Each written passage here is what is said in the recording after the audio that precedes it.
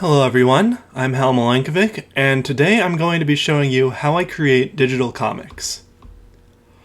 For a little background, I'm the creator of a webtoon called Steam Gear Incorporated that I've been publishing serially since 2022. It's a superhero comic that takes place in a steampunk world, basically an alternate version of history where the technology of 100-ish years ago got extended into today. Every character is inspired by an invention of the 1800s and early 1900s. For instance, one character uses radio control, one character uses air compressors, one character uses vulcanized rubber, and so on.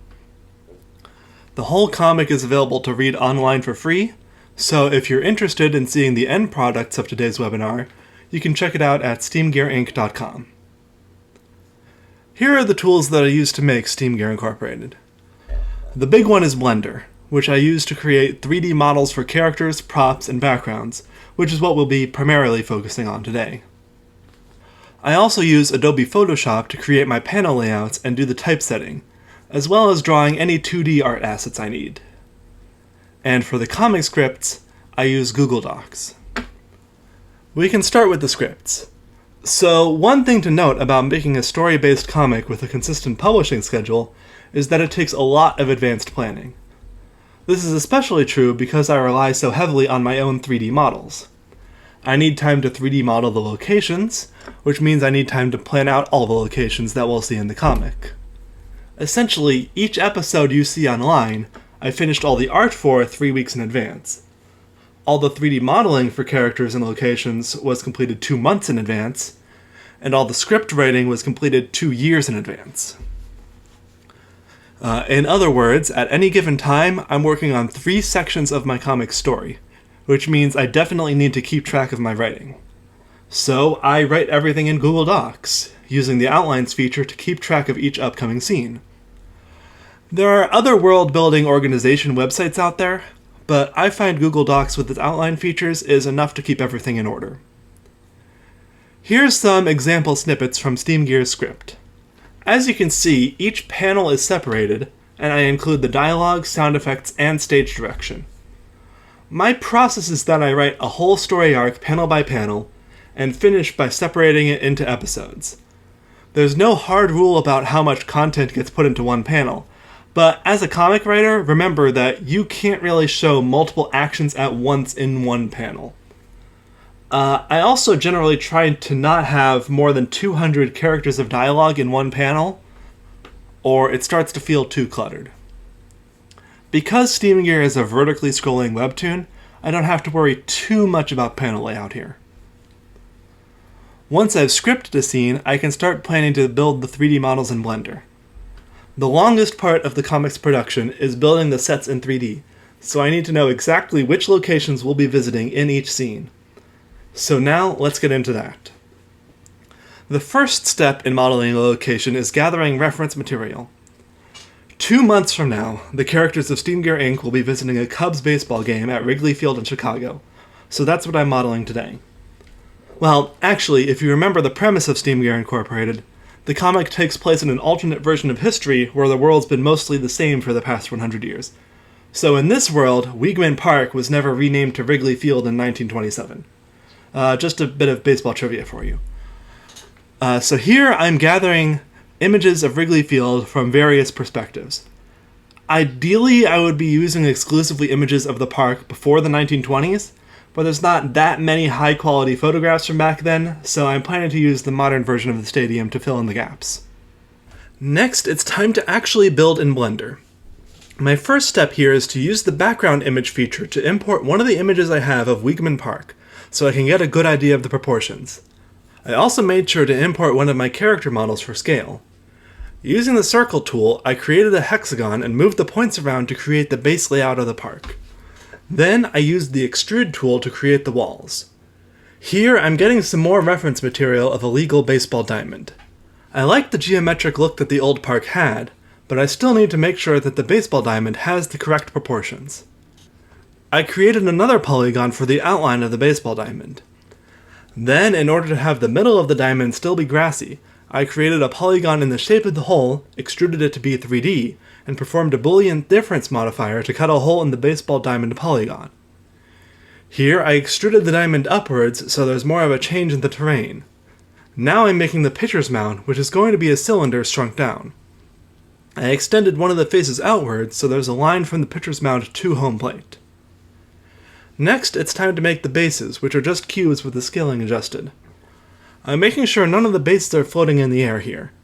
Next, it's time to make home plate, which is just a pentagon extruded upwards. I decided to make the lines on the field out of 3D cubes, so that it can run along the side of the baseball diamond better. Once everything is lined up, I can make sure the lines slope properly along the changing terrain. Then I flip the lines around so they'll extend backwards properly. I modeled the pitcher's plate. Now I've got to model the batter's boxes and the catcher's box. I created a plane, then subdivided it, then deleted the holes in the middle before scaling the vertices and extruding them upwards. And of course the coach's box as well. Now it's time for the stadium seating. I used the reference material of modern-day Wrigley Field seating, while also making sure that my character model fits in the seats. The seats are made from cubes that are scaled into flatter rectangular prisms. Then I subdivide the middle line of the cube to create a slight curve in the back end seat. Next, I made each armrest out of a torus, with the number of polygons turned down since there's going to be a lot of seats for the computer to render. I removed half the torus to create the armrest shape. Next, I made the concrete that goes below the seats. I extended it back and scaled it slightly to fit the seat proportions. Here I'm using the array modifier to create the full column of stadium seating. The array modifier lets you duplicate a mesh with an offset, so it's perfect for creating things like stairs. Once the seats are extended upwards, I made sure it was positioned in the same spot as the drawing of Weigman Park. I added additional array modifiers so the rows of seats would be extended horizontally as well. Here I created a duplicate since there are 2 offset sections of seating here in the stadium. Next, it's time to make seats that curve around. It's a little awkward because the higher seats cover a wider curve than the lower seats, but I opted to use the array modifier again, and use an empty object reference to apply rotation to the seats and create the curves I want. Next, I need to create more curved seats so that I can make sure all the seating sections connect together and line up properly. After that, it's time for the ceiling. I created the triangular ceiling shape by taking a cube and merging the top vertices. Then I scaled the mesh to fit the straight part of the roof in the drawing. Of course, I had to extrude the face repeatedly to match the curve shown in the original drawing of Weigman Park. Once I created the curve, I moved each section individually to line up with the borders in the drawing. Here I'm adjusting some of the vertices so the curve looks more natural. Then I'm extending the ceiling upwards to fit the height in the reference photos. I'm also extruding and shrinking the faces at the end so it looks more like the photographs. Once I finish adjusting the curves and adding material colors, I can add the additional sections of the roof. And here I'm positioning 8 of those sections around the roof to match the original Weigman Park. And that's it for the modeling discussion for today. I haven't finished modeling the stadium yet, and I still have to model the surrounding area. After I'm done with modeling future sets for the week, I usually move on to actually producing the comic. So that's what I'll show you now.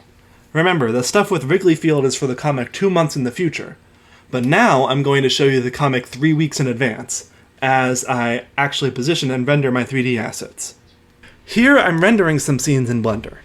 Sometimes I want the background, but other times I just want the character, so I move the character and camera objects to another layer temporarily.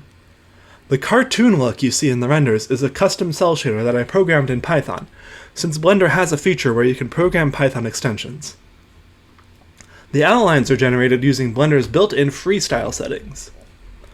When I'm rendering a scene with backgrounds, I render 3 passes, one with high contrast shadows, one with low contrast shadows, and one with the foreground elements removed. This way, I can use a difference mask in Photoshop to create different contrast values for the foreground and backgrounds. As a general rule, I try to move a character's pose each panel they're on screen. Even if they're standing in the same place for multiple panels, readers can notice when a character looks too similar between panels and makes them look stiffer. You can also see that for some panels I change the panel size after rendering. This is so that I can make a pop-out effect in the finished comic, which gives the episode a bit more variety and depth. Now here, a character is throwing a strand of her hair at the hero. Rather than take one of her existing strands of hair, I just modeled a new strand out of hair from extruding and subdividing a cube, and gave it the shiny hair texture that I've been using for this character.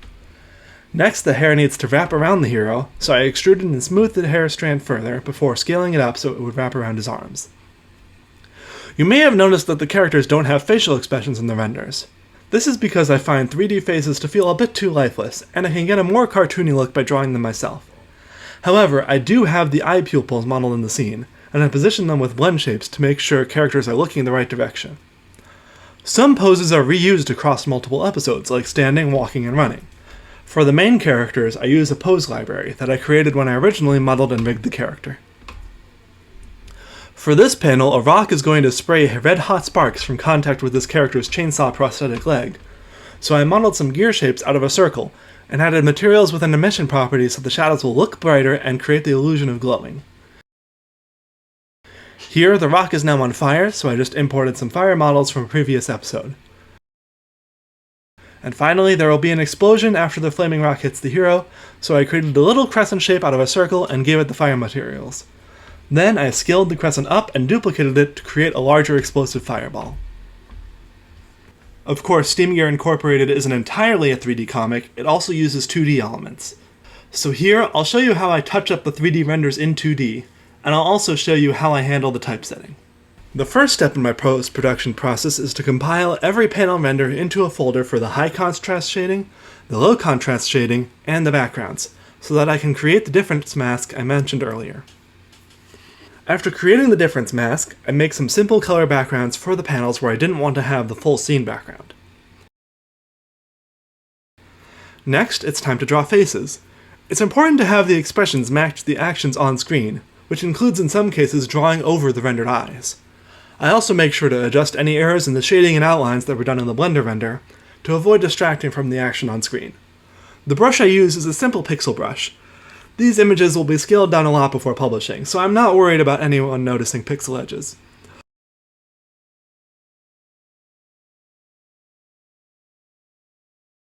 Next, I draw the other elements in the scene besides the faces. Here I'm using a splattered brush to draw some cartoony blood with a trail of blood on the ground. The red box attached to the hero's stomach was actually just a reference I left so I would remember where he was injured for this part of the process. I blurred the blood trail with the smudge tool while also making the fire and explosions glow brighter by blurring the colors of those sections and using a hard light layer style. Next comes the sound effects. I used the Photoshop warp tools to change the shape and size of the sound effect text, using it to accentuate the action happening in the panels. I create speech bubbles using the rounded rectangle tool, with the corner curves large enough so that the left and right edges of the bubbles will always be circular. The speech bubble tails are created using the lasso tool. The speech bubbles are orange when I make them so I can see what I'm doing against the white panel gutters, but I changed them to white after adding the outline modifier. The final phase is to add motion blur to any panels that need it. Sometimes I use the motion blur filter, other times I use the radial blur filter, and other times I use the smudge tool. It depends which direction the characters are moving in the panel. The final step in the comic production is to publish it. There are 3 websites that get the comic week to week. First, there's the main SteamGearInc.com website. It's a pretty simple HTML website, but I've installed Grawlix on the back end thanks to my friends in the Spider Forest Collective. Grawlix is an open source content management system that's specifically designed to help with uploading and organizing comic pages. So it's pretty useful to making sure everything is scheduled and in the correct chapters on the website. After uploading to the main site, I upload to Webtoon Canvas, which gets the comic episodes a week after the main site. Webtoon Canvas is pretty good if you're just starting out with publishing comics. It's simple to use and there's a good community, but you always need to be careful when putting your life's work all on one website that's controlled by some big company. For instance, recently Webtoon changed their policies about age ratings on comics. Some comics like Steam Gear Incorporated actually ended up with a lower age rating because I don't use swear words in my writing, but other comics got hit with a higher age rating and that hurt their discoverability. You never know when these companies will change their policies, so it's best to have your comics on a website you own, even if you do also have them uploaded to Webtoon. Finally, I upload the comic to Patreon, where paid members get access to each episode a week before the main site and 2 weeks before Webtoon. Time-gating the comic episodes is a useful way to earn some money off of your work, without just locking everything away and stifling community growth. But just be careful of how much work you're signing up for when you create these reward tiers. And that's it. This was about 10 hours of recording time that was sped up to fit the presentation, just as a metric for how much time you can expect to put into an average webcomics production. I'd encourage anyone interested in what I showed today to just download Blender for free, it's an open source software, and start messing around with the technology to see what kind of art you can create. Thank you all for coming to this webinar. If you want to check out the comic, you can head to steamgearinc.com or follow steamgear.inc on Instagram. Thank you again, and enjoy the rest of CSED week.